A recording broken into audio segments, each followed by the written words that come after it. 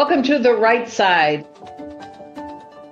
And with me now is the brand new 7th District Chair, District 3, Livingston County Commissioner, Frank Sample. So welcome, Frank. You're very active in the American Legion. Correct. You're very active in the VFWs. This ideology is very damaging to the students who are told if you get this surgery and make do the social transition, the medical transition, then you'll be happy and all your problems will be Yes, solved. Learned so much. I'll bet. That's some institutional knowledge right there. And we have, as a special guest, as I said earlier, we have Kevin Rankin with us. Welcome, Kevin. Thanks for joining us tonight. Thank you for having me. Go Boge! Thanks, Kelly. There are no those shortage everywhere. of them. We love meeting new people. Right, yes. It's in good shape, so that's good news. That safeness is not afforded to every citizen. They are Agreed. special. There's a difference between men and women. There's a biological Sure. difference, and it's time for us to stand up for our girls. He went through, and he came back with a report said there's no way Detroit can meet its obligations on the tax base. Yes. So is this DEI focused just on the high school, or are they talking about all District, the whole entire district. Maybe that's kind of normal. It's really not. There tends to be little fiefdoms with, different police agencies and police versus fire and fire versus EMS and blah, blah, blah. That's not the case here. So Livingston County is very fortunate. Hey, not too long ago, in many of our lifetimes, Detroit was the third largest city in America. Oh, yeah. 3.2 million citizens. It's been a great experience. I mean, I have no regrets about moving here. There's an old saying that the road will get you elected, the jail will get you unelected. So, give you an idea. You have to have a reason to change for change to be enacted.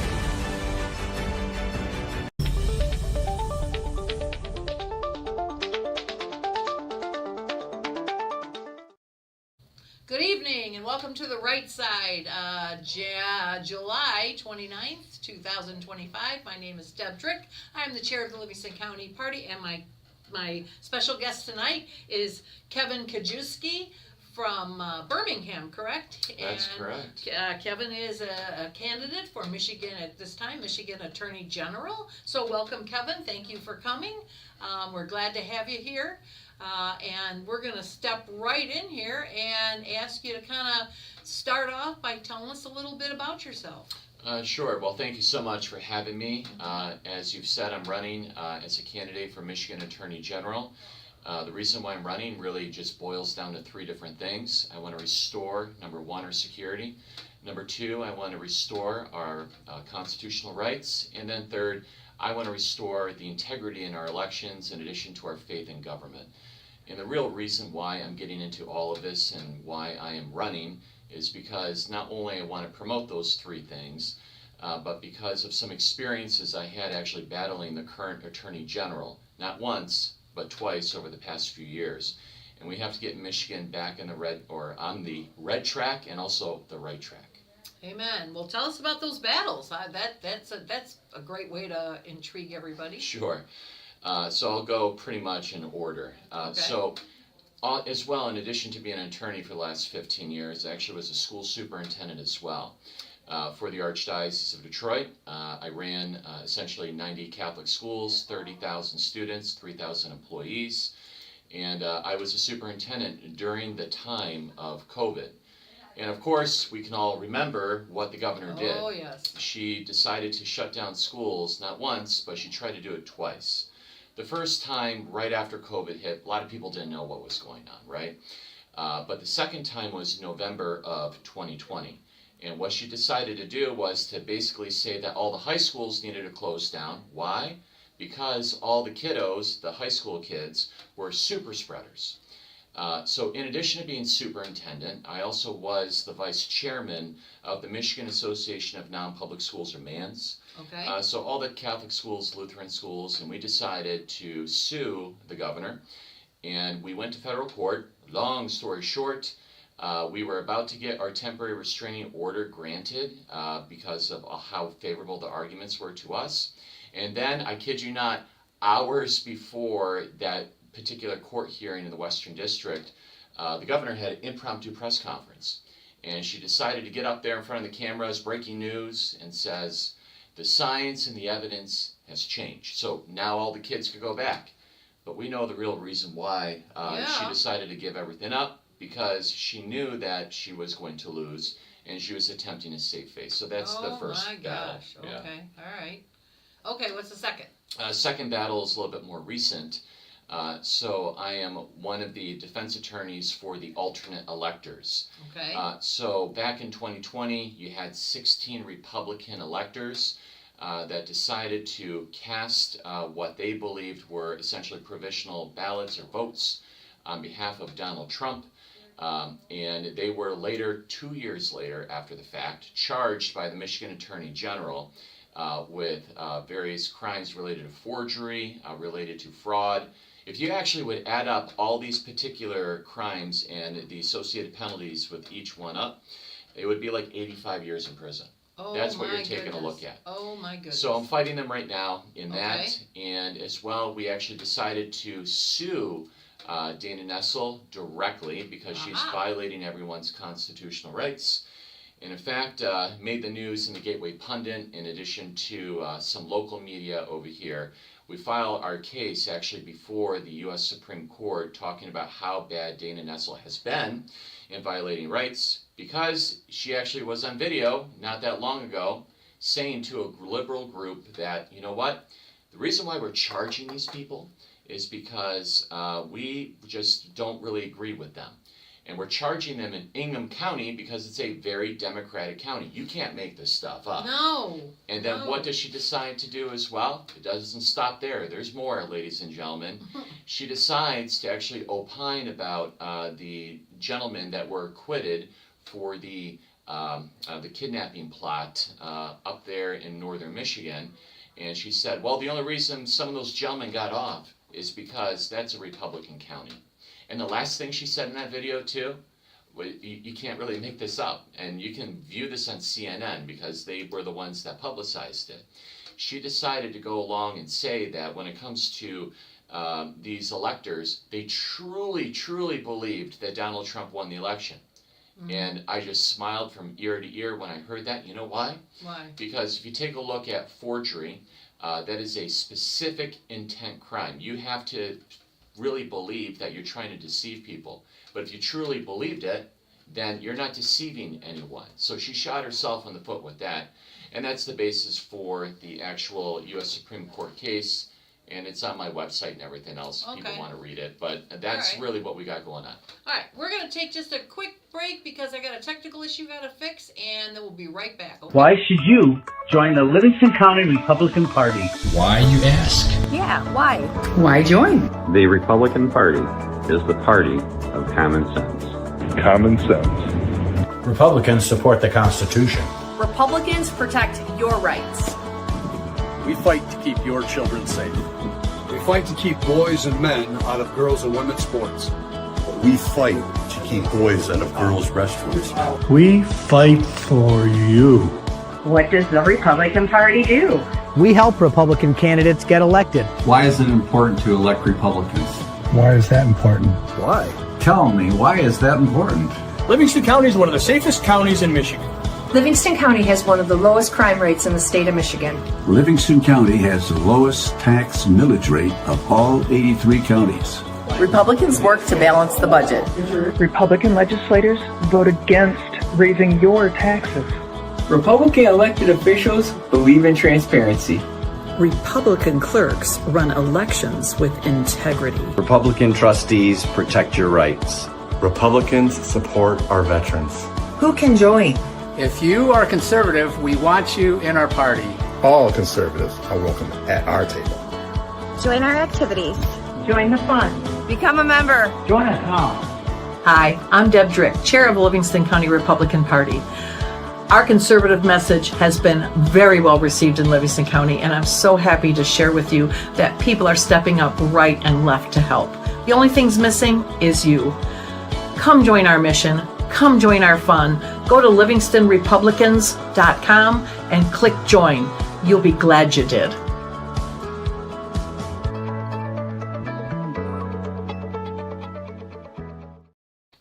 Okay, hopefully during that little thing, we fixed our issue on our end, and hopefully you signed up as a member on your end, so that worked out for everybody. All right, Kevin, please continue. You've given us some great stuff, so tell us about yourself personally. Where you live in Birmingham, I know that, or you're an attorney in Birmingham, I'm not sure. Where do you live? I actually live about 2 minutes away from my office with my lovely wife, Catherine, and my lovely daughter, Violet, who just turned 2 not that long ago.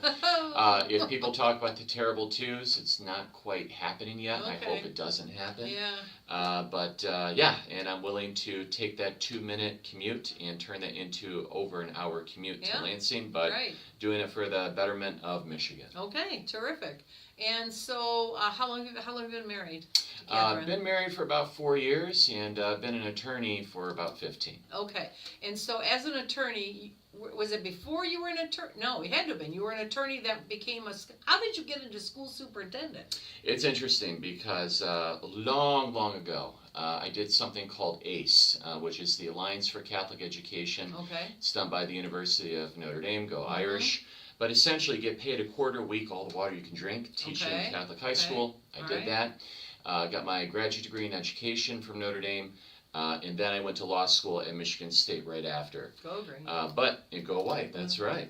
But ultimately what ended up happening is, I practiced law for a little bit after law school. Okay. And then I actually had the Archbishop of Philadelphia, Charles Chaput, actually contact me, and I knew him. And he asked me to come manage his archdiocesan high schools in Philadelphia for a few years. Okay. But also do the law component because the teachers, believe it or not, were unionized. So we did a collective bargaining agreement and all of those particular things. Okay. So that's how I kind of got into the educational realm. Okay.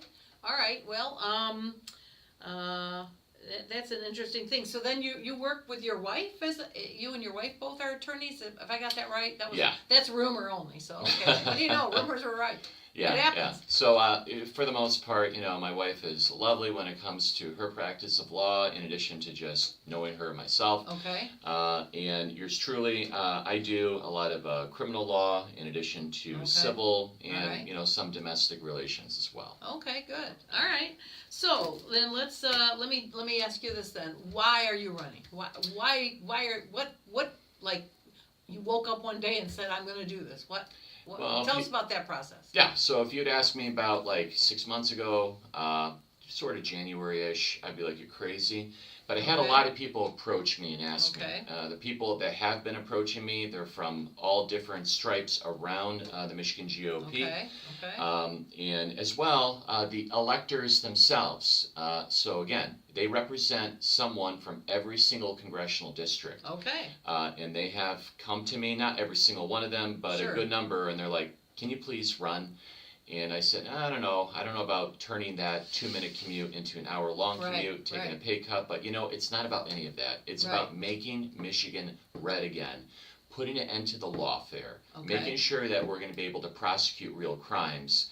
Because right now, if you take a look at our safety and our security, we're really not even safe right now. And let me give you 2 numbers. The first number to consider is 50%. That is representative of the increase in the number of attorneys in Dana Nessel's Attorney General Department from the time she took over. Increased by 50%. Oh my gosh. And you know what the second number is? 10%. That's basically about 10%. The increase in murders in Michigan from the time that she took over till now. So there are more lawyers in the Attorney General's office, and we're less safe. And it's not just murders, but property crimes are up, all these other crimes are up.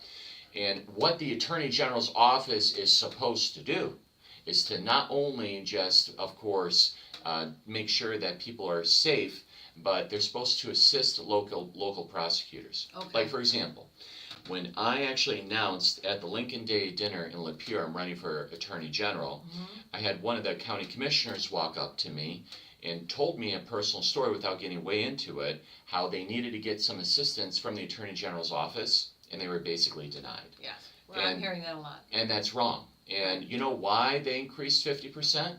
Few different reasons. Number one, just recently, Dana Nessel announced that she has her 26th lawsuit. Not first, not 10th, not 20th, 26th lawsuit 26, against the Trump administration. Why? Because she has Trump derangement syndrome. Yes, she does. Right? Right. And we also have these alternate electors she's going after. Basically, these are just imaginary crimes and imaginary civil actions. So if she would focus on doing the things that she needed to do, if the Attorney General's office would just do what they needed to do, we would actually probably see we don't necessarily have to be the largest law firm in the state, and we could keep people safe. But it has been turned into a political weapon, or the weaponization of the Attorney General's office is front and center here in Michigan, and I wouldn't put a stop to that. So do you think, for listening to your 50% number, is that do you have a target of reducing that? Yeah. Okay. I good. absolutely do, Good. because I think that the Attorney General's department in the state of Michigan should not be the largest law firm in the state. No, it shouldn't. It should not.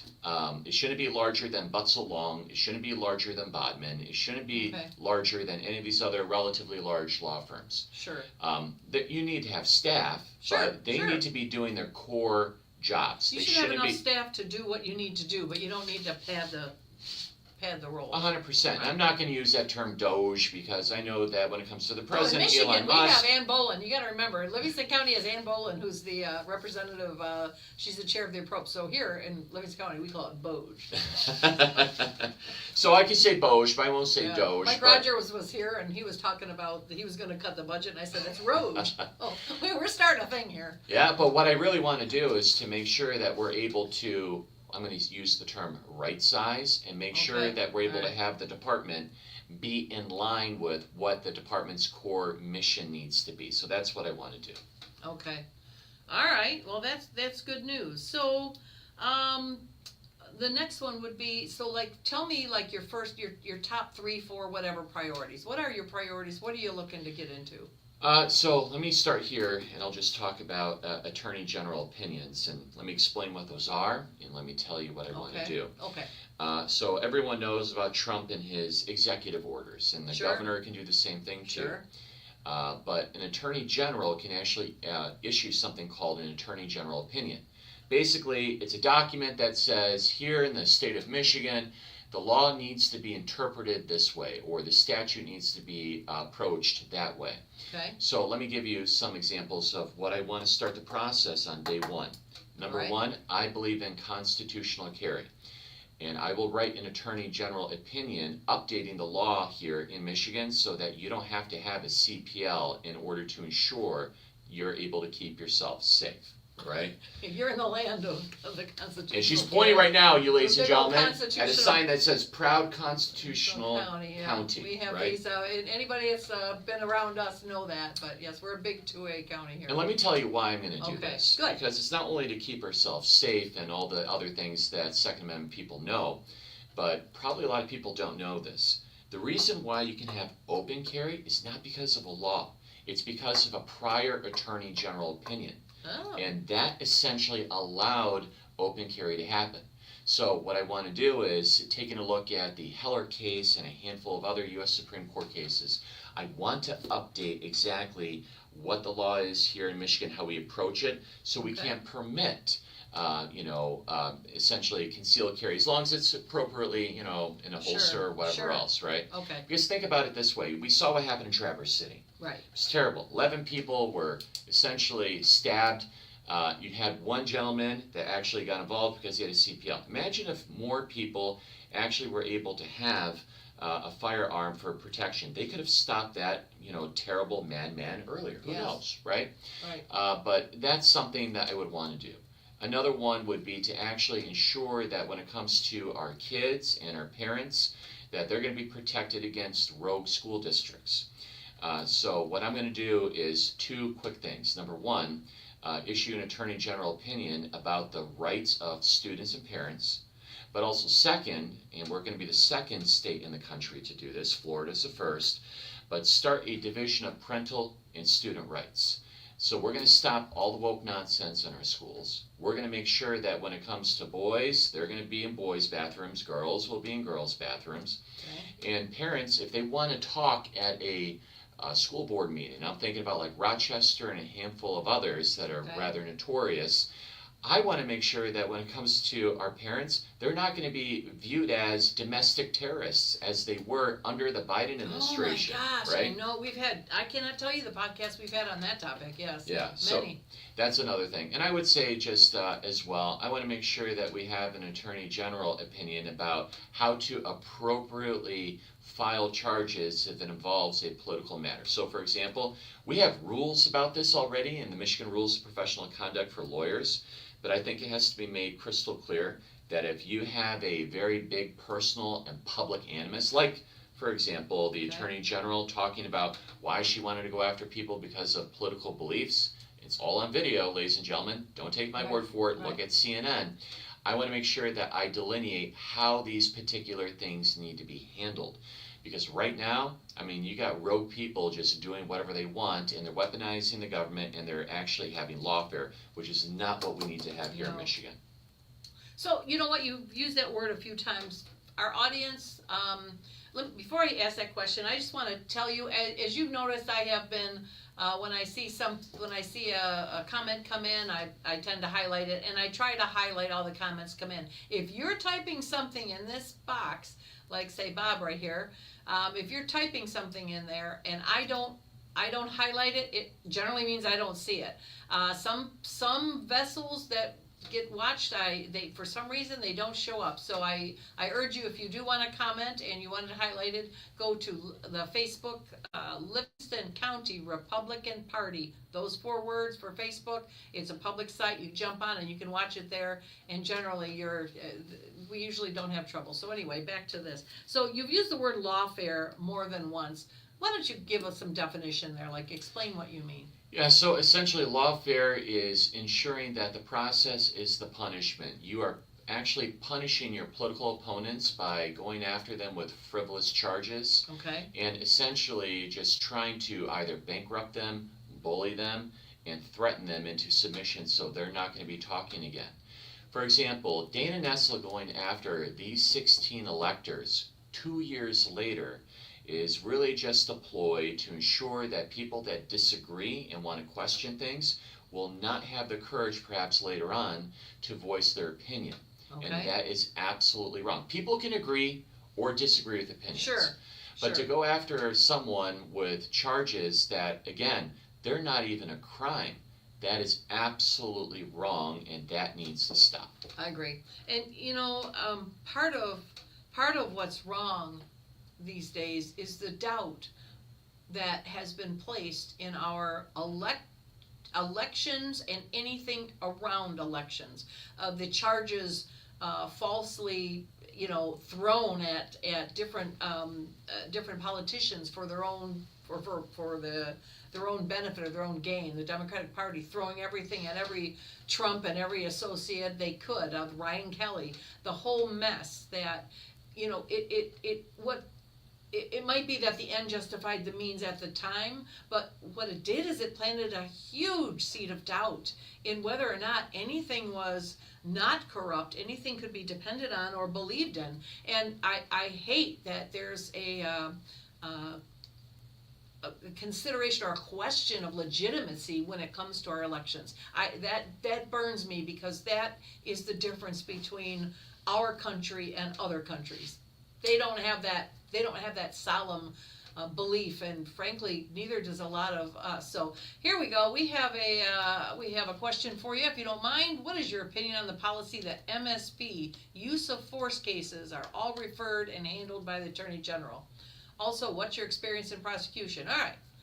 Yeah, so when it comes to the Michigan State Police, unless we have something that is clearly in the public interest, it should be handled by local prosecutors. That is 110% what I believe in. To just assume all of the prosecutions because you have the authority to do so is not necessarily the best use of resources. Okay. As it relates to a prosecutor, in terms of actually working at a prosecutor's office, during law school I had some experience actually working at the Macomb County Prosecutor's Office, handling various cases, actually even doing a grand jury, which is something that is unheard of. But mostly I've been on the criminal defense side. And really, it's the same type of experience, except you have a much harder job. You're going against the government.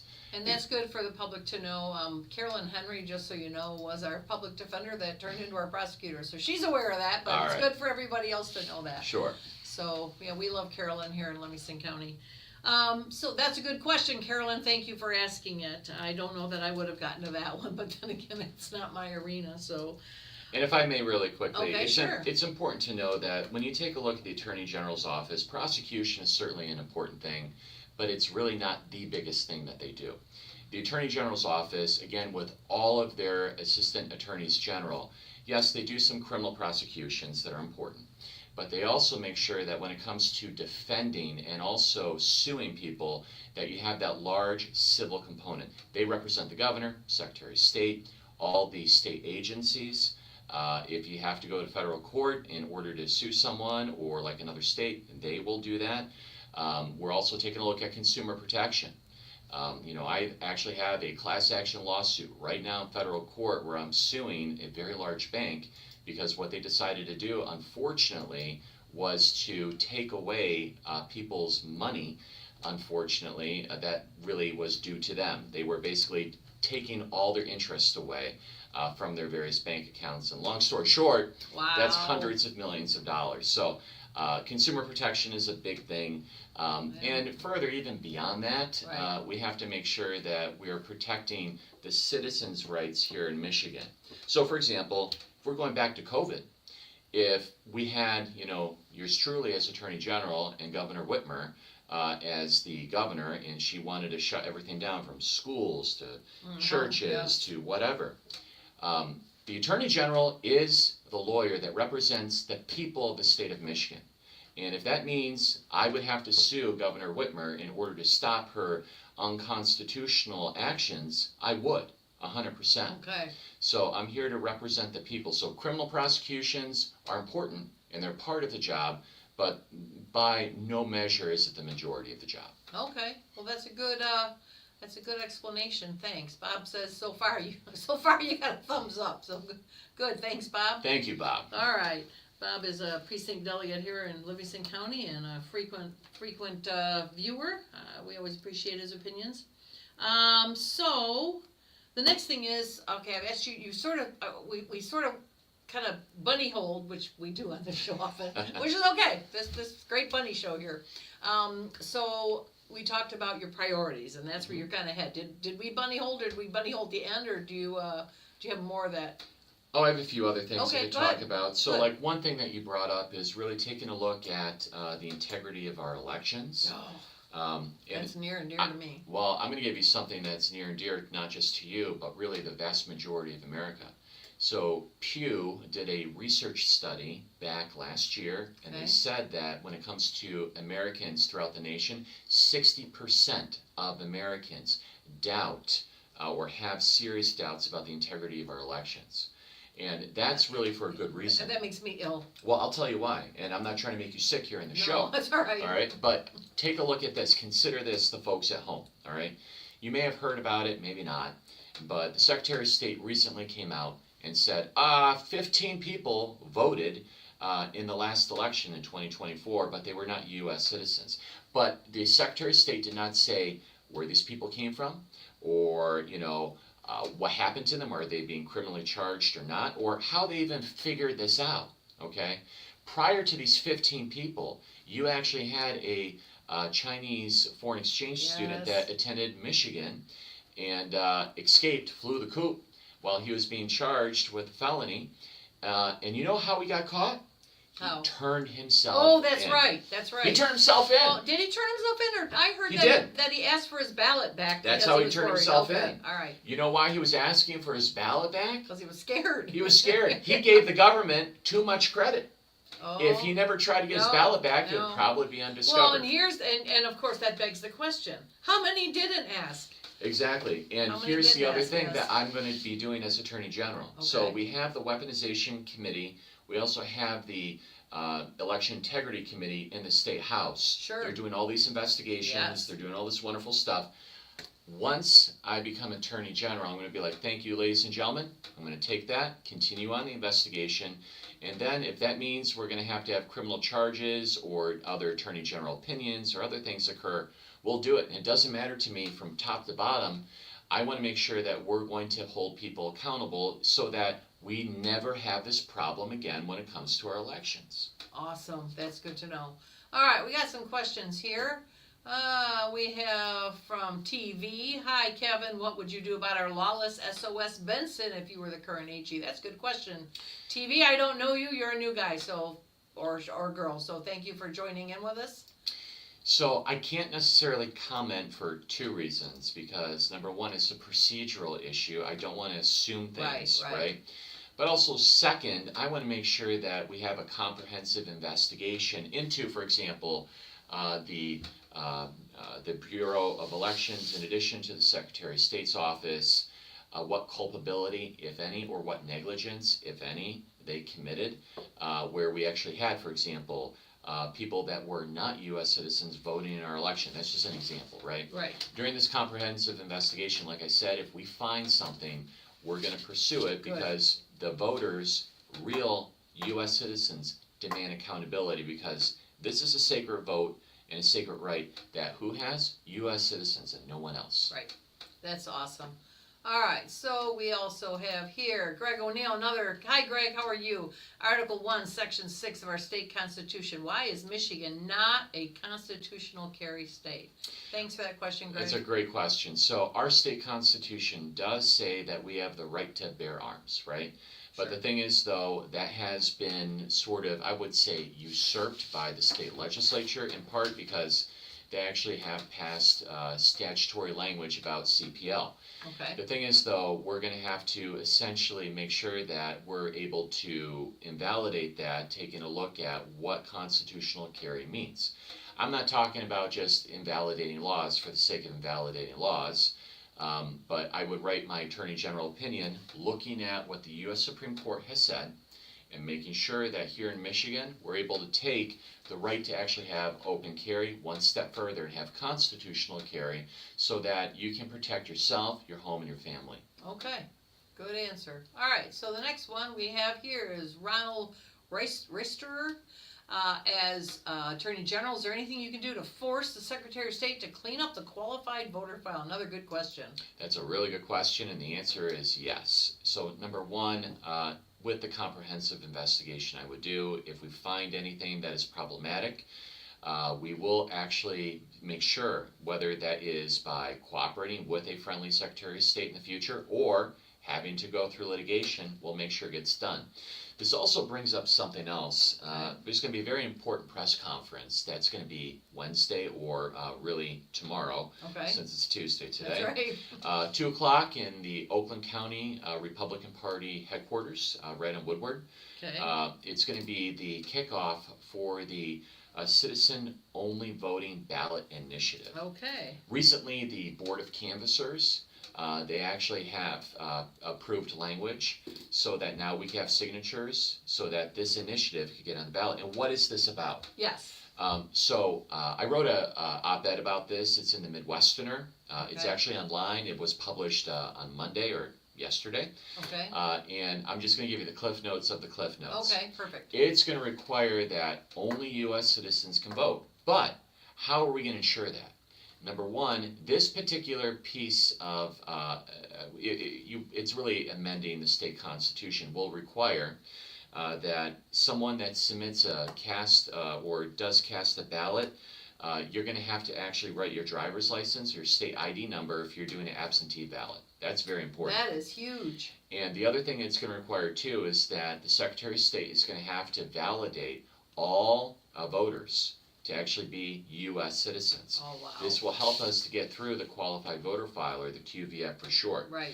In my op-ed, I do talk about how we actually have more registered voters than actually voting age people here in Michigan. This will help to go to your question, Ron, trying to correct that. But I do believe that this is a very important ballot initiative to support. So you're going to be hearing about this probably more and more. I encourage everyone to vote that or to sign for that petition language so that you will see it on the ballot for November of 2026. I think for our regular viewers, and I see we have a few new ones, welcome. But for our regular viewers, you'll remember Representative Brian Posthumus came on a couple months ago and talked about his initiative. This does his plus. This is like his on steroids a little bit. It goes a little farther. Yeah. So I don't think he's following. I think he's kind of dropped that one, and this is now taking its place if I'm correct. So we'll find that out, and we'll let you know at some future point. All right, so we also have Lori. Hi, Lori. You're another new one. As someone who has defended individual rights in the courtroom, how would you bring that same commitment to constitutional prosecutions in the AG role? That's a great question. Prosecutors are not in the job of getting convictions, contrary to popular belief. Okay. Prosecutors are in the job of promoting justice and making sure that justice is done. So what that means is that you don't do anything at any cost in order to win. You need to bring charges forward where there is actually a rational articulable basis, so something that you can objectively look at, and there's a good faith belief that someone did it, as opposed to actually, again, the weaponization of government, trying to go after people in order to silence them or to bully people, and that's currently what we have in the AG's office. The AG's office is attempting to do what? They're attempting to make policy through prosecutions, and that's not right. No, not at all. All right, so TV, are you telling me your name is Tim Vetter? Is that what you're doing here? That's great. Welcome, Tim. Election Committee Chair Smith is awesome. She is, yeah. Okay. I think so. Okay. So then we have Brian Ignatowski, who is a candidate, just so you know, the lone Republican at this time, lone Republican candidate for the 48th district, which is southern Livingston and northern Washtenaw, and he's asking for you to connect. I will give you his stuff. All right, I got you. I'll give him your number before we leave here. And if I can say really quickly, just Sure. if people want to take a look how to connect, you could go to kevinformi.com. And you can also go to my Twitter account, and that would be just my first name and my complicated last name all put together. And just so people know, it really doesn't matter how you pronounce it. If you want to say Kajewski, the anglicized version, that's fine. If my Polish mother, who was born in Poland, is in the room, I probably would say Kiewski. It doesn't matter. That's the way I said it. And when I'm in front of a judge, That's right. I say, you could call me hey you, That's hey right, you, that's Your right, Honor. It doesn't that's matter right, to me. That's right. Yeah. Okay, so there's his website there. We'll leave that up for a minute. And let's see what we got here. Okay, so now we're back to Lori again. With your experience as an attorney and your understanding of how the law is applied, how would you use the AG's office to push back against the influence of Chinese Communist Party in our state? Good question, Lori. I think perhaps Lori has seen my recent op-ed in the Detroit News. Okay. I think that when you take a look at the Chinese Communist Party, or the CCP, they are a very real and serious danger to the state. Here's why. They're buying a lot of land throughout the Midwest. Here in the Midwest right now, they actually have about 44,000 acres. Maybe it doesn't sound like a lot, but we don't necessarily know how much acreage in these various states that they have. One thing that we do know about is in Mecosta County, where they bought almost around 250 acres or so, and people were fighting against that. You know why they're fighting against that? Because that particular land can be used in order to surveil or to spy on other things, like, for example, Camp Grayling. Camp Grayling, by the way, is the largest National Guard base in the entire country, okay? So we don't need to have the CCP having land that close, right? No. It needs to end. So what I would be doing as Attorney General, I talk about this in my op-ed, we would make sure that when it comes to foreign land acquisitions, those have to be known, public, and they have to be registered. We would be cooperating with, for example, with the federal government or the Trump administration, because we have to make sure that we protect national security. And as well, we don't want them to buy a whole bunch of farmland, because we saw what happened recently with some University of Michigan PhD postdoctoral fellows. They were trying to smuggle in all of these viruses or bacteria or whatever else, pathogens essentially, that could jeopardize their food supply. So we don't need to have them essentially kind of as bad actors, potentially, having access to our food supply and then posing a real serious threat to us. And we have a very large farming industry here in Michigan. We're talking about billions and billions of dollars, and the AG's office has to do something about it. And no other Attorney General candidate, Republican or Democrat, and certainly the current sitting Attorney General, has addressed that. But I have, and I will address that once I become the Attorney General here in Michigan. Okay, wow, that's a scary thing, and it's and it's not, spying is part of it, but Michigan has the fresh water. We own all the fresh water, and having any foreign potential enemy having access to that, to me, is another one of those things that keeps me up. Well, on that point, if I can really quickly, I do talk about that in the op-ed. Okay. 20% of all the fresh water on the planet is in our Great Lakes. Why are we going to permit the Chinese Communist Party to actually have access and land ownership, possibly by the coast, where they can actually do some harm, right? Agreed. That's wrong, so I completely agree with you. That's a scary, scary thing. All right, so talk to me about, well, you talked about the citizen-only ballot initiative. What are your thoughts on ranked choice voting? I think actually it's a violation of the Constitution, both the state constitution in addition to the federal constitution. We have a very sacred principle here, and that is one person, one vote. But you know what ends up with ranked choice voting? One person, multiple votes. And also, one person, maybe you're going to have your ballot thrown out because you didn't actually vote in order all these particular people. It sounds like let's all compromise on our fourth pick. Yeah. And you know what? It's not just compromise, it's also conspiracy. Yes. And I'm going to tell you, because this happens in other places, especially in Australia. And by the way, I have an op-ed against RCV, ranked choice voting, in the Midwesterner as well. Because in Australia, people game the system. They tell people, put so-and-so for number 1, number 2, number 3, number 4, etc., so that they can optimize their chances of getting someone elected who didn't win on the first ballot. We have a very simple system.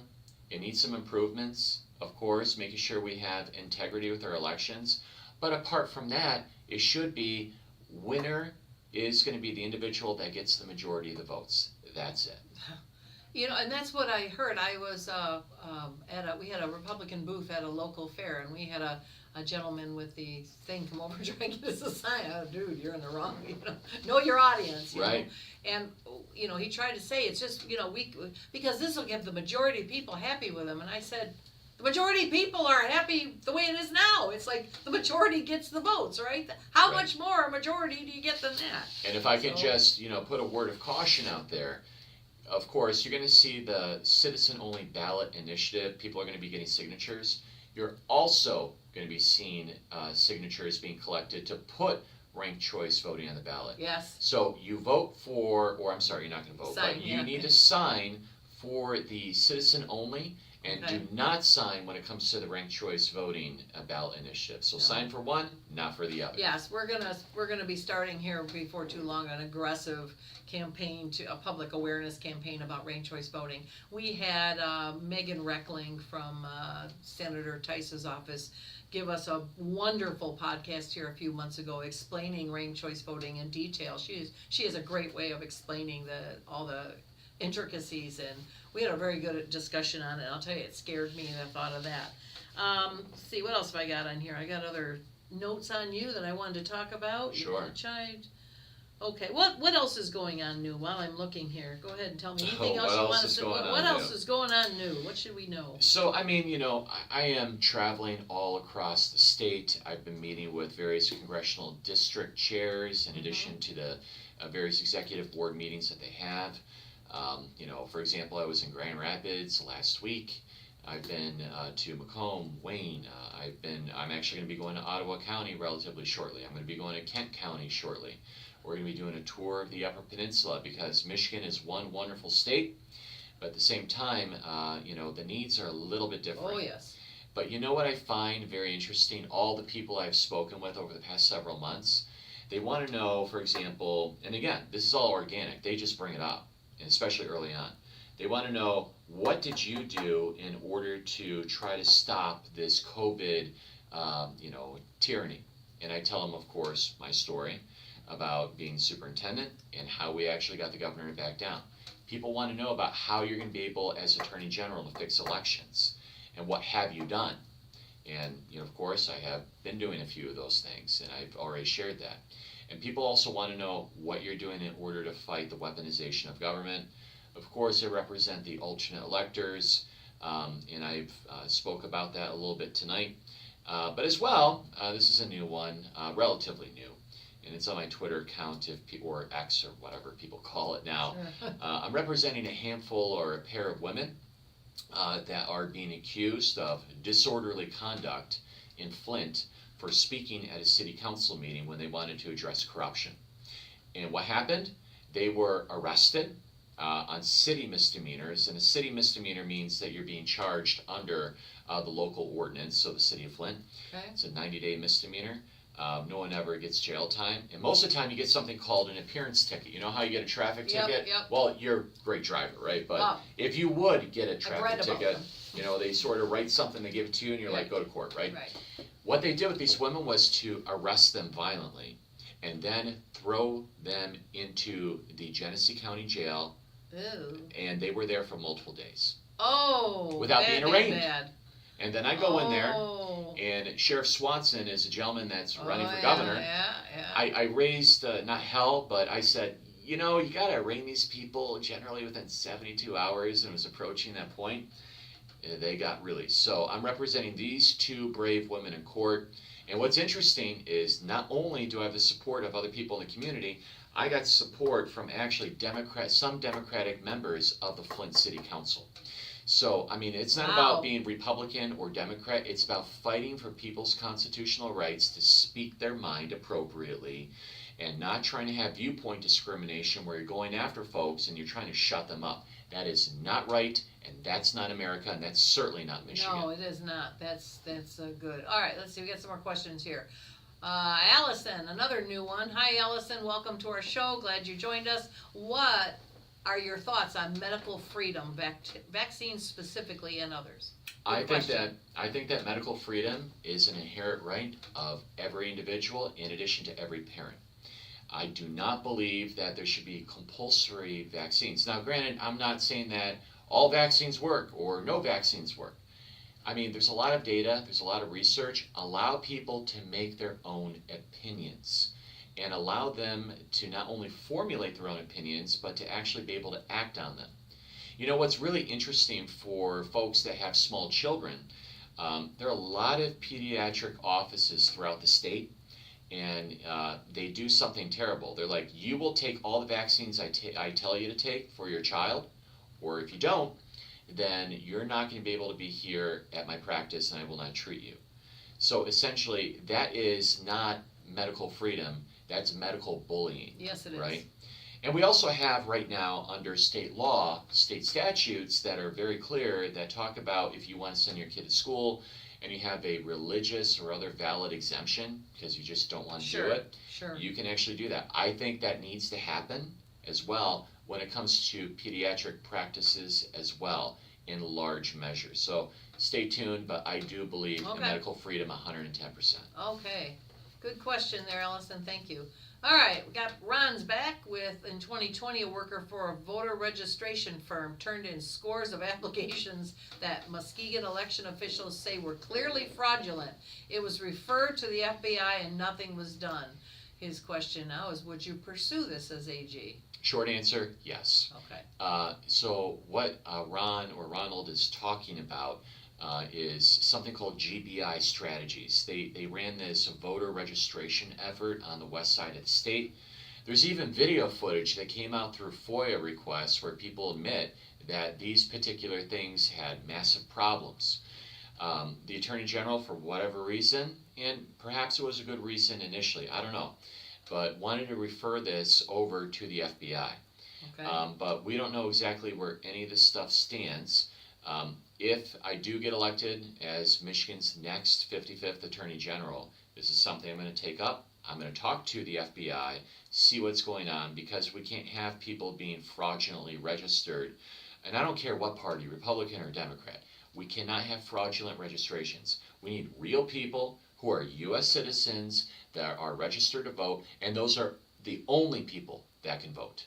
Well, that's yes, that's exactly what we need. I'm glad to hear that you will follow up on that, and so is Carol.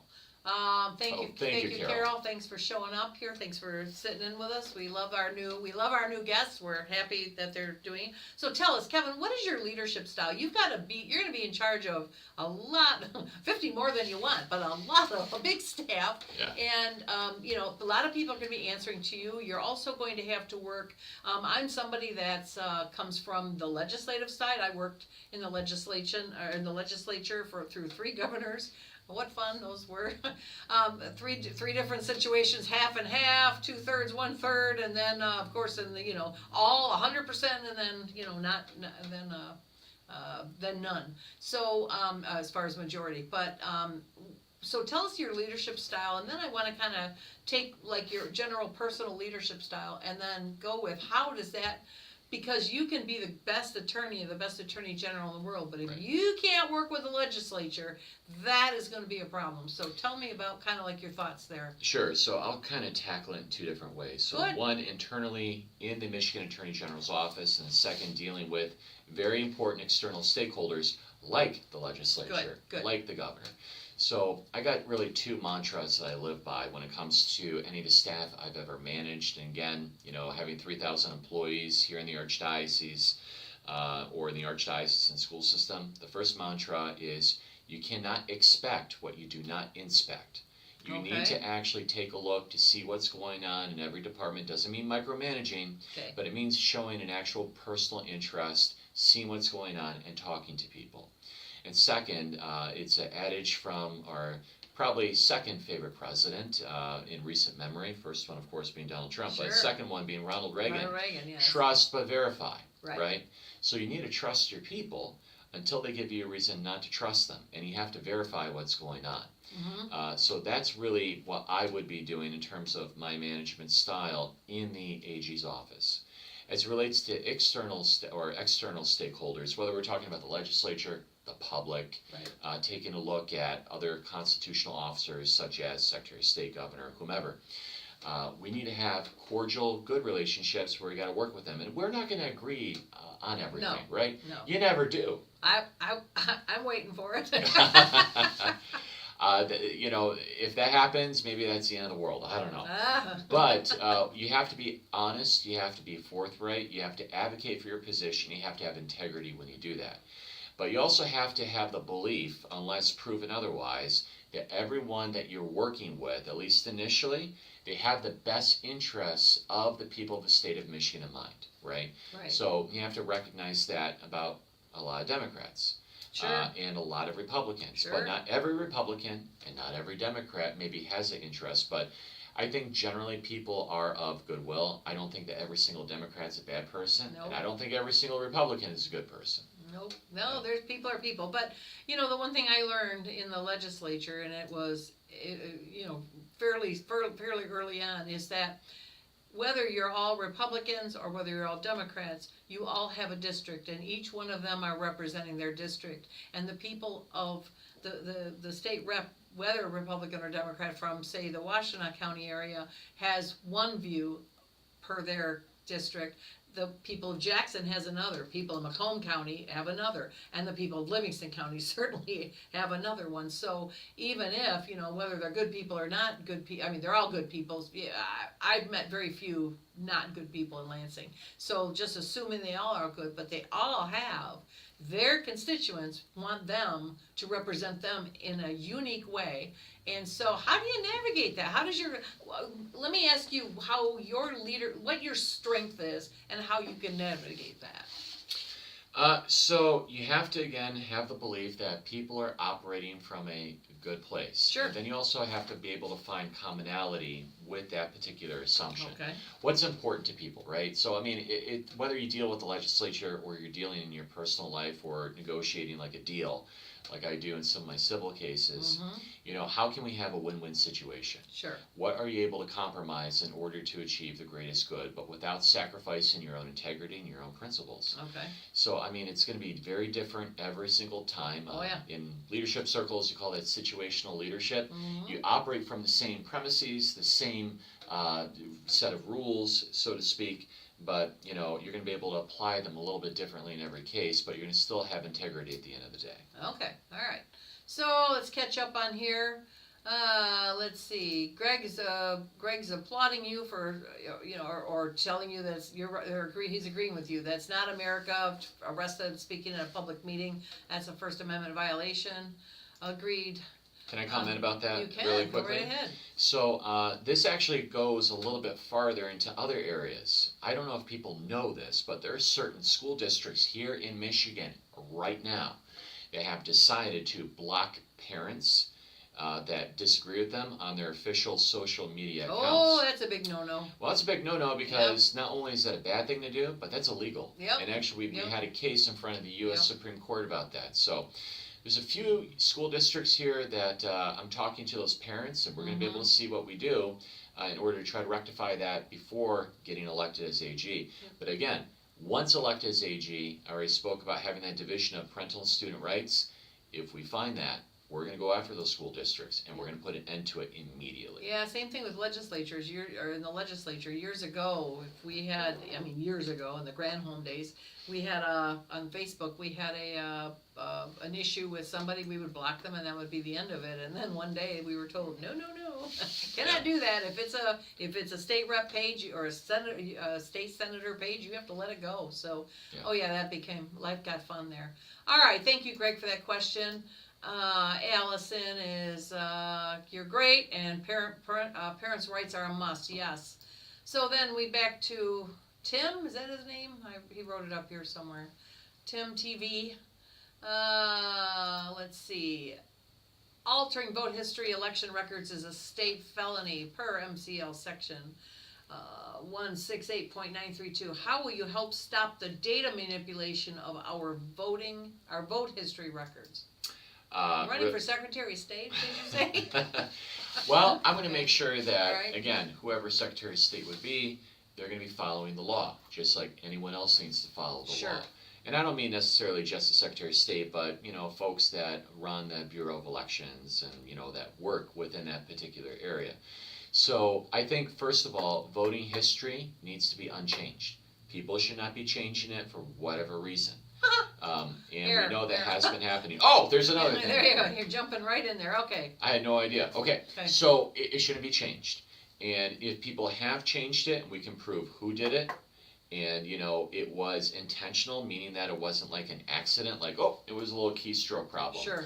Well, then you have the mens rea, or the requisite criminal intent, and that particular issue needs to be handled appropriately. So I'm not saying right now, you know, we're going to be locking up lots of people. No, that's not what I'm saying.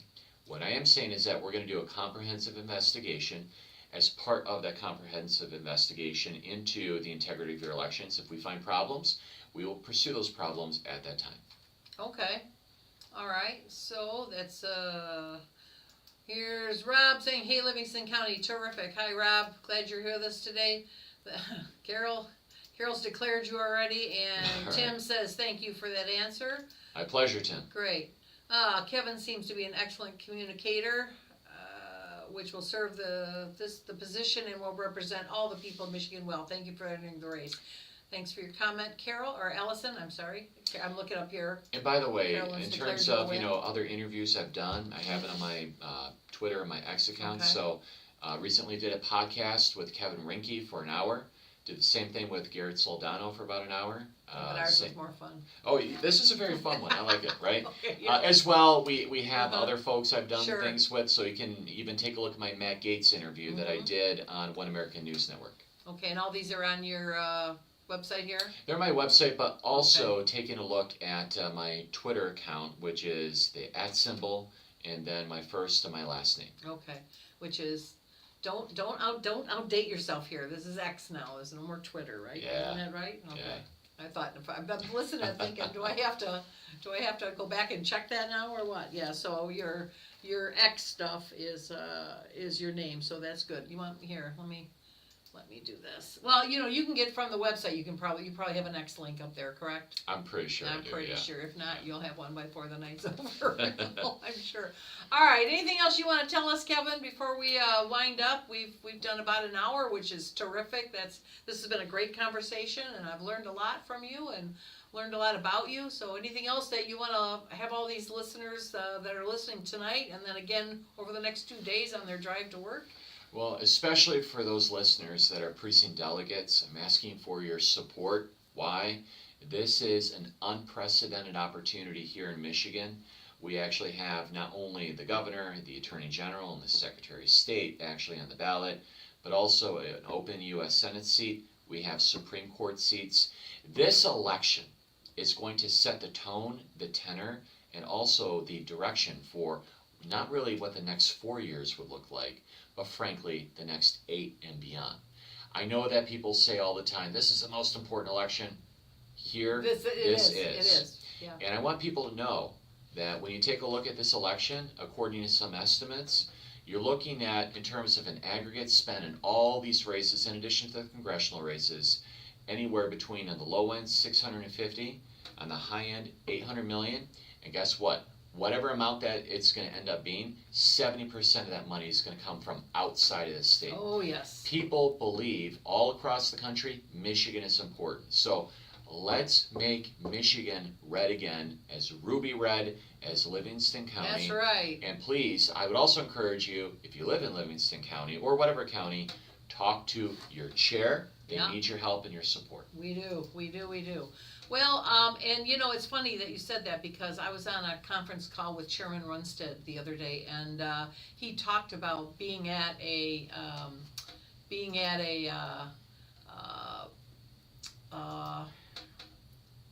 nationwide. This was a statewide chairs. This was a nationwide state chairs. Oh, with Republican National Republican, Committee. yeah, and he talked about he said everything that was discussed was about Michigan being the #1 congressional, #1 Senate, #1 gubernatorial, and you're right. There's going to be money coming in from everywhere. So I got one more thing I want to ask you. Just a little pick your brain. Sure. This is just what do you think on how do you think, if it'll change? How do you think the entrance of Mike Duggan as an independent will affect the governor's race? It's interesting. He was able to fundraise more, I believe, or something comparable to actually Jocelyn Benson. It was like $3 million. Right. That's crazy. And I think that if he actually goes through with everything, and he is on the ballot as an independent, he will take away votes from both Republicans and Democrats. I think, however, he'll take more votes away from the Democrats than That's Republicans. what I'm hoping. Right. I was talking to Representative Posthumus on the show, and we were kind of, at the time, kind of just spitballing and seeing how it would go. And my thought was either he's gonna suck up all the independent base, which is a big base in Michigan, or he'll pull a Ralph Nader, he'll get into that election like Ralph Nader did, and which gave us George W., because that we would have lost that race. So I'm hoping he pulls the Ralph Nader and takes, splits that Democratic between, Jocelyn, which allows our Republican to win. But it's scary, because I am hearing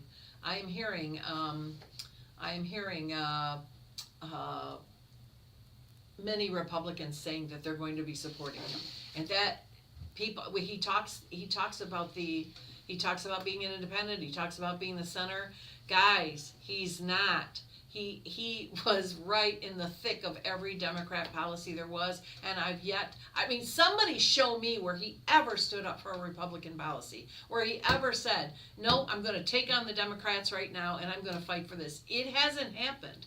Now, has he been as far left as others? Well, probably not. But then these days, that's not a very high bar. You don't have to be, you know, you can be super, super liberal and still not meet that level of wokeness. But so it's just, it's very scary to me that there are many Republicans that just think, oh, no, I mean, I'm worried about the what the hell vote. You know, that I'm tired of Republicans. I'm tired of, what the heck, let's try the guy in the middle. Kind of like the Rick Snyder. I'm tired of Republicans. What the heck, let's do the businessman. I think Trump got a lot of that too the first time. The what the heck, what do we got to lose? We don't like the system now. And that's not the heck that you want to, what the. It right. is not the, he's liberal. And he was right there, and like I said, I challenge the viewers, show me, chair at LivingstonRepublicans.com. Send me something where he absolutely defended a Republican, and I will publish it. But he was right in the thick of all those things. So anybody that thinks he's a moderate or he's in the middle, no. This is not the case, and you're being duped if you think that. So be very careful and do your homework on this. See all the liberal stuff that he supported and see all the Republican stuff that he did not. And the other thing is, and I'm going to make this as clear as I can everywhere, he's taking credit for the fixing of Detroit. Well, there is a little neighborhood downtown that's been fixed, and that's been fixed with the assistance of the Illiches and the who's the Quicken Loan guy, Dan Gilbert. Yes, all that's been helped. But you know, I remember I was in the legislature working with our office and Governor Snyder's office worked together on the working of Detroit. And it was Governor Snyder that did the grand bargain with it was Governor Snyder that put up the EFM law so he could appoint a emergency financial manager in there to assist or to assess the damage. And then it was Governor Snyder that created the grand bargain it was Governor Snyder that instigated the light authority and the school board authority and got rid of all the wasteful spending in there. So I don't want to hear how Mike Duggan fixed anything. Matter of fact, it was Governor Snyder that appointed James Craig to get rid of the crime in there. That was not a Duggan thing. So let's make sure that we are clear about that. What are your thoughts? I just want to make sure that we make Michigan red again. Yes. Because if we do not, this state will continue to decline. And as Attorney General, again, I want to restore what we've usually have known under Republican administrations. Right. Again, number one, restoring our security. Number two, restoring our constitutional rights. And third, restoring our faith in government and the integrity of our elections. If you want those things and more, you need to not necessarily just vote for me, but you need to vote for a ruby red ticket come November of 2026. Oh, that's important. And just, for those people thinking about Duggan, picture this. We have worked our tails off to get Mike Rogers in the Senate, to get the House majority, to get the Senate majority, and now we have Duggan as governor who vetoes everything that we try to get through. And we have Secretary of State and Attorney General, but the governor, veto. That means nobody gets anything. So don't take that chance. Don't buy into it. Kevin is right. Do red, ruby red. I like that, ruby red. So, Kevin, thank you so much for joining us, and thanks for all the new listeners that have joined us. We've gotten some great feedback here on this. Thank you for showing up. We appreciate you being here, and we'll have you back. Both we will have the Attorney General. We'll have the Attorney Generals, both of the candidates, in separate meet and greets here in Livingston County, so stay tuned as we set those dates up. We'll be broadcasting them here and putting them on our Facebook page, so check back. All right, we're going to go to commercial, and then we'll be back with some announcements. Hold on here. John Adams warned that the Constitution is wholly inadequate without a moral and religious people. As conservatives, we must reclaim the faith that shaped it, rooted in Jesus Christ and the Bible. To help you understand the historic Christianity that our country was founded on, check out theexaltedchrist.com, a resource website proclaiming Christ as King.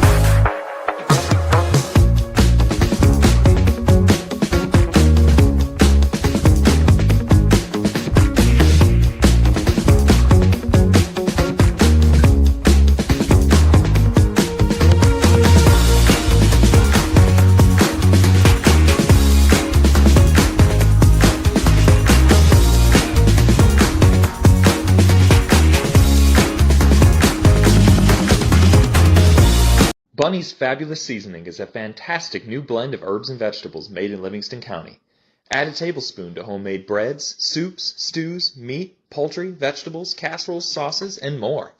To order, email Bunny's Fabulous Seasoning at gmail.com or message the Bunny's Fabulous Seasoning Facebook page. It's time to divorce you or marry me chicken and take advantage of free delivery in and around Livingston County. Bunny's Fabulous Seasoning, the only seasoning you need. And we're back, and this is with, I promised everybody a special announcement today, but first of all, thank you, Kevin, for showing up and introducing yourself to Livingston County. I've told him many times that in the discussion that Livingston County is, we are ruby red here, that's for sure. So we are, oh my gosh, we've got other companies. This is great, more special guests. So we have our wonderful Vice Chair, Rob Rodriguez, just walked in. So we're happy, and we have Livingston County Chair of the Board of Commissioners, Jay, that you guys call him that, I call him husband, which is fine with me. And then we also have our wonderful volunteer coordinator, Joni Econom here, as you see her on Facebook. Joni, you see her smiling face everywhere. But they're here because I'm making an announcement that I am forming an exploratory committee or group that will explore a race, myself running for Secretary of State. So I'm happy to announce that. I will, I've been being talked at, actually. The idea was I was approached about a month ago to give it serious consideration, and I've thought about it, and I've gone back and forth, and of course, I include Jay in every decision I ever make, and then my immediate team I discuss with, and I've got nothing but support if this is the direction I want to go. What do you think? I am so happy for you. In our 40 years, whenever you take on a challenge, you always excel. I have no doubt you're going to be a big success. We're each other's friends, best friends. Yep. We're always a team. Go Deb. Oh. No, I'm going to be a bigger pig trick if it goes to that, but all right. So, yeah, this is, like I said, it's exploring at this point, so I'll be, I'm really looking for feedback on what needs to be fixed. I mean, we all know, we all have, you heard me, you've heard me and heard me and heard me, anybody that's listened to me regularly. Election integrity is so important to me, and I feel it sickens me that our country, our state, everybody should have 100% confidence in our electoral process. Nobody should question whether or not there was any compromising done. And so we should, win or lose, we should absolutely 100% rely on it. So I don't, when I look back at 2020 and, the big question of, was the election stolen? And as I look, I wasn't on the inside to have the data, but as I look, as I watch Trump's crowds everywhere and I watch Biden's empty rooms, I don't know how it couldn't have been. I don't have proof, but I don't know how it, I just don't understand how it could have appeared that way. So I don't know how it could have been otherwise, but I can't go back and change anything. But what I could say is, boy, I'll tell you, if I decide to do this, you will hear an absolute pledge from me that I will do whatever it takes to make sure in Michigan it never happens here. Or, we put in fail-safes, and I'll work with the Attorney General, I'll work with the legislature, or anybody else, should it come to that, to make sure that this never happens here in Michigan. That we have 100% faith in whether we elect, and that's something, that's my issue as a Republican, but it should be important to everybody. Republican, Democrats, liberals, conservatives, old guard, new guard, independents, swing voters, whatever. It should be, this is something we all should be agreeing on. So I support this citizen vote ballot initiative. That's a wonderful thing. That's the best news I've heard. I've supported Representative Brian Posthumus's initiative, and this one seems to go a little bit further. So, okay, I'm good with it, and I'll be signing the very first opportunity. So what I'm looking for is feedback from delegates, from clerks, from, you know, from the Secretary of State oversees car dealerships. Anybody that's having issue or deals with the Secretary of State on a regular basis, whether it's motor vehicle registrations, whether it's a dealership, whether it's elections, I want to hear what's broken, what needs to be fixed, what are your ideas. Talk to me. So you can reach me at, I'm going to put a, let's see, should Deb for SOS at Gmail. Go ahead and email me at this one.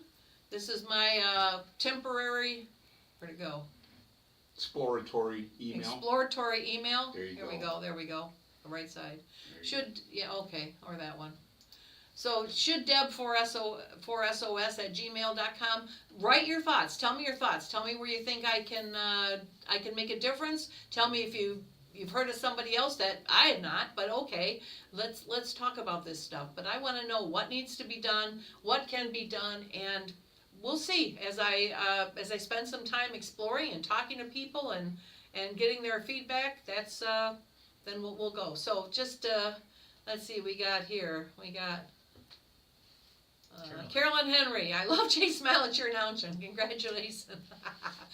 Thanks, Carolyn. Appreciate it. Let's see, we got here. Good to see you, Jay. Okay, me too, Greg. Thanks. Thank you, Greg. All right, well, that wraps up the right side for us tonight. We've had an interesting. It's great to meet Kevin. It was great to meet all our candidates. We've got some good candidates coming. We've got, I believe, next week we've got Anthony Hudson, gubernatorial candidate, is going to come on. A week after that, I believe Megan Reckling's going to come on. She has a company that's just going gangbusters, so she's going to talk about that. She's looking for people, so she's going to talk about what it does and what her company does and what's going on. We've got Tom Lambert coming on. We've got Eric Nesbitt and Mike Cox coming. So I understand there's another announcement coming. Kevin Reinke is teasing everybody with a big August 23rd announcement, so I'm going to have to reach out to Kevin and secure a spot here. We've had him here, but not as a candidate, so I'm assuming that's what it's going to be. There's going to be two announcements. Another one. There's two announcements. There's two different ones. One was for Ryan Kelly. One was for Kevin Reinke. Ryan Kelly, I did not know Ryan Kelly's he's going to make an announcement with Kevin. That's what one of the flyers said. So you stay tuned. Oh my goodness. Stay tuned. Oh boy. All right. Well, I guess we'll find out. All right, people, everybody, thanks a lot, and we'll see you next week.